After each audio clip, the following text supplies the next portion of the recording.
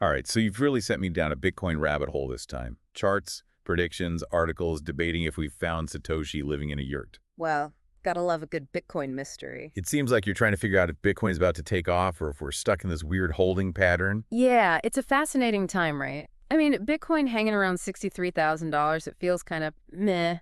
But then you see that quick dip to $60,000, bounces back just as fast, and you gotta wonder, what's next? Totally. Okay, so for those of us who don't speak fluent moving average, Bitcoin's dancing above the 50, the 100, the 200-day marks. Good sign, right? Like Yeah. it's got some support. It's definitely a positive, generally speaking, yeah. Being above those averages is a sign of potential strength, but it's not a surefire predictor on its own. That's the thing about Bitcoin, never a dull moment. Okay, so maybe not time to break out the champagne just yet, especially with that long-term declining channel we talked about. That's got to be playing on people's minds. Yeah, it's like this underlying tension, even if we see some short-term jumps, like how much upward potential can there be with that long-term channel pushing down? So not as simple as what goes up must come down. This feels different. Totally different. Remember, this is Bitcoin we're talking about. It's known for defying expectations.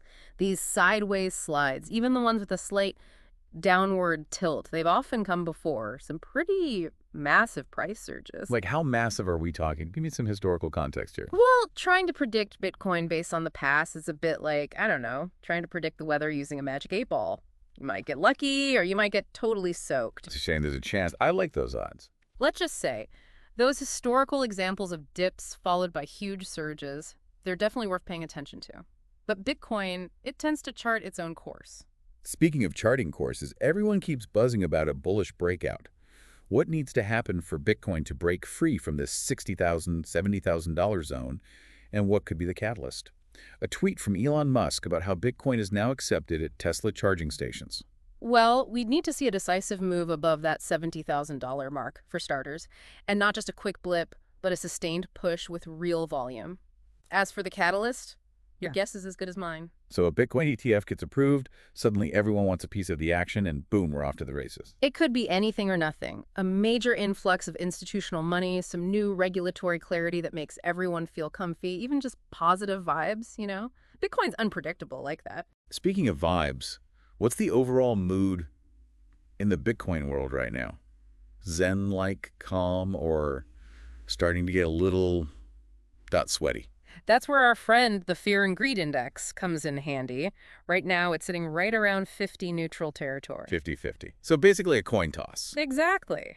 Imagine a room full of traders. Half are doing yoga, totally chill. The other half are biting their nails down to the bone. So not just retail investors feeling a little unsure then. I mean, even Meta's out there making moves, but their latest Bitcoin purchase wasn't exactly breaking the bank, was it? Nope. Metaplanet, their Japanese branch, they bought another billion yen worth, which is, what, like 6-7 million bucks? Pocket change for a company like that, so why even bother? Just for the headlines. It's about sending a signal, I think. When a big player like Meta dips a toe back in, it shows they're still paying attention. They see something, even if they're not going all in just yet. A long-term play then. And then there's Square, sitting pretty with $500 million in Bitcoin on their balance sheet. They seem pretty sure of themselves, huh? Jack Dorsey, their CEO, he's been a Bitcoin evangelist for years, hasn't he? And their continued investment. Yeah, it definitely makes a statement. But it's not just the individual companies making waves. The whole ETF situation is heating up. It's like everyone and their grandma is trying to launch a Bitcoin ETF these days. BlackRock, Fidelity, Grayscale, the big dogs are circling. And that BlackRock inflow, over 1.5 billion bucks. That's a whole lot of faith in Bitcoin right there. Institutional money isn't just dipping its toes in anymore, it's diving headfirst. But what does it mean for the everyday investor? Now that is the question. Okay, before we get to that elephant in the room time, we've got to talk about the big guy, the myth, the legend, Satoshi Nakamoto. the one and only, the mysterious creator who's basically the Bitcoin equivalent of Bigfoot. Everyone wants to know, who is this person? And does it even matter at this point? Ah, the million-dollar question. That new HBO documentary is coming out, right? Everyone's going to be glued to their screens trying to decipher the clues. But here's the thing. Bitcoin, it's not about one person, is it? It's bigger than that. You're saying it doesn't matter if Satoshi is some tech genius working in their basement or a group of rogue AI developers? Bitcoin works because of the tech, the decentralization.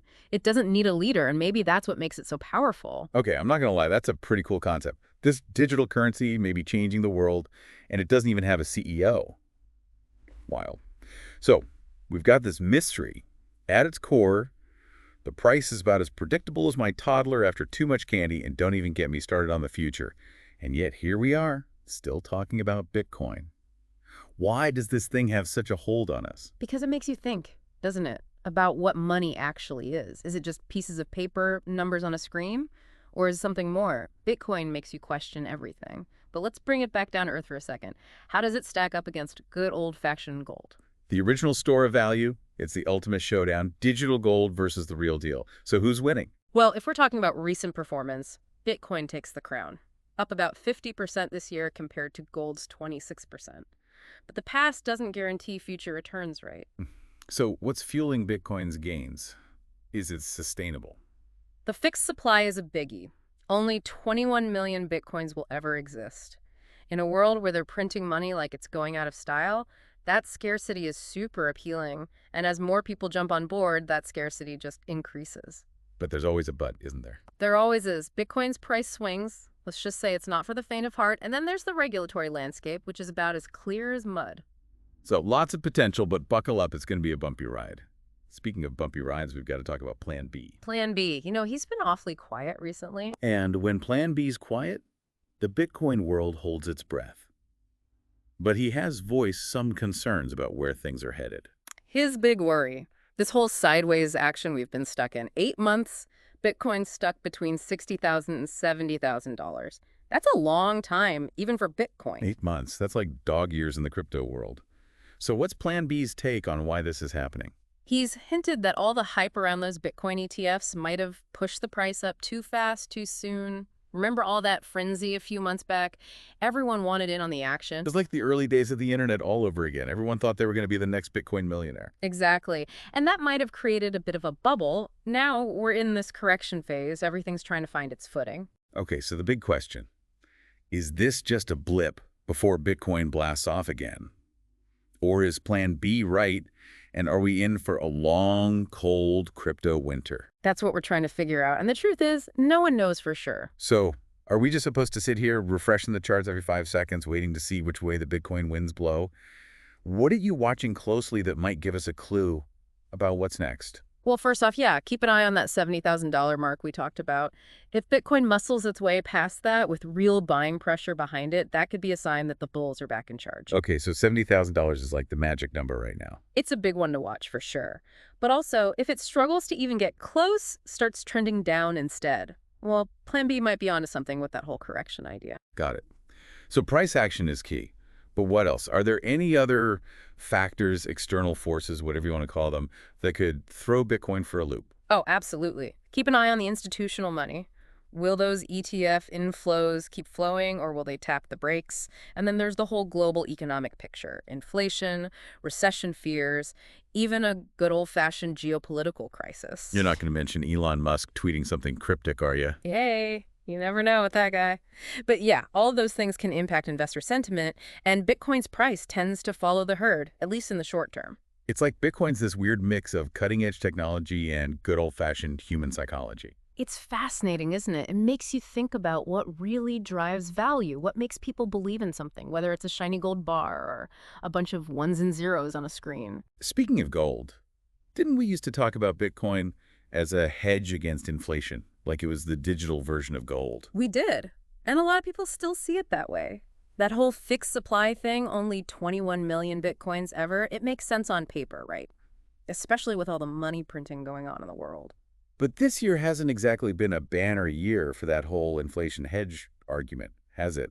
What happened? Did the narrative just fall apart? Well, remember, Bitcoin's still the new kid on the block, relatively speaking. Its price is influenced by a million things, not just inflation. We've seen times when it moved opposite inflation, like a good hedge should, but we've also seen times when it moved right along with stocks. So like a risky tech stock instead of a safe haven. It can be both, depending on the day. That's the thing about Bitcoin, it doesn't play by the rules, which depending on your perspective, is either incredibly frustrating or super exciting. Or maybe a bit of both. So not a guaranteed inflation hedge, at least not yet. But that doesn't mean it won't be in the future, right? Exactly. We're in uncharted territory here, figuring this whole thing out as we go, but let's not get too caught up in the price swings and the macroeconomics of it all. We've got to remember that at its core, Bitcoin is, well, it's a technology. A pretty mind-blowing one at that. Right. Blockchain. Sometimes I get so caught up in the whole will it moon or crash Yeah. drama that I forget there's this whole other layer to Bitcoin. It's easy to do. But that technology, blockchain, it's the foundation of everything. And you don't need to be a cryptography whiz to understand why it matters. Decentralized, transparent, secure. It's like the Wild West of finance, but with better record keeping. Something like that. And its potential goes way beyond just money. But for the sake of our Bitcoin deep dive here, let's focus on what it means for Bitcoin itself. Okay, so blockchain. Good for Bitcoin? Be more specific. One word, scalability. As more people use Bitcoin, the network gets congested, transaction fees go up, confirmations slow down. It's like rush hour on the blockchain. So we need to build a bigger blockchain highway. Exactly. And that's where these scaling solutions come in. Things like the Lightning Network. They're designed to make Bitcoin transactions faster, cheaper, more efficient. So it's like Bitcoin's going through growing pains, and the technology needs to evolve to keep up. That's a great way to put it. And these advancements are crucial for Bitcoin's long-term success. If it's going to be a real player in the financial world, it needs to be able to handle the volume. But with innovation comes uncertainty, right? Are there downsides to these scaling solutions? You're always one step ahead. Yeah, there are always trade-offs. Some solutions might prioritize speed and efficiency over decentralization, which can be a tough pill to swallow for some Bitcoin purists. So it's like trying to make a super fast, efficient train, but some people think you have to tear down half the forest to lay the tracks, and they're not too happy about it. That's a pretty good analogy. And this whole tension between progress and principles is not going away anytime soon. But that's what makes this space so interesting, right? It's a constant evolution, a balancing act between competing visions. And we get to watch it all unfold in real time. So we might not know exactly where Bitcoin is headed, but one thing's for sure. It's going to be a wild ride. Buckle up. So where does this all leave us? It feels like we're standing at this crossroads, incredible technology, potential to change everything, but also this huge question mark hanging over it. What's your take? Yeah, if I had all the answers, I'd be on a beach somewhere, not talking to you. Hey, some of us like talking about Bitcoin more than beaches. Fair enough. But seriously, I think the most important thing is approach Bitcoin with your eyes wide open. Do your research, understand the risks, don't bet the farm. This is still the Wild West out here. Don't invest more than you can afford to lose. Got it. That's rule number one of basically everything in life. But Bitcoin specifically, what are the big takeaways, the things people should really keep in mind? Remember, it's not just about making a quick buck, even though, let's face it, that's a big part of the appeal. It's about the tech, the potential to change how we think about money, about power, about the whole system. Okay, but also the risks. Absolutely. The price swings alone are enough to give you whiplash.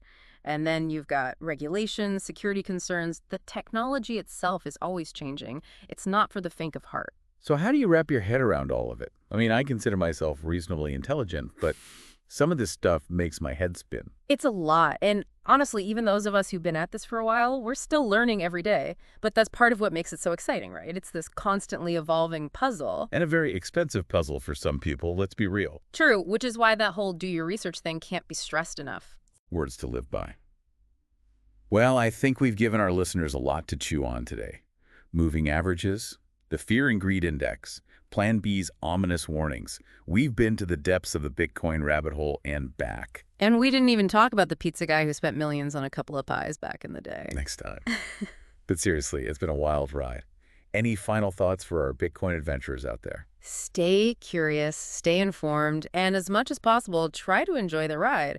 Because whether Bitcoin goes to the moon or crashes and burns, it's been one heck of a show so far. You said it. Thanks for joining us on this deep dive into the wild world of Bitcoin, everyone. Until next time, happy hodling.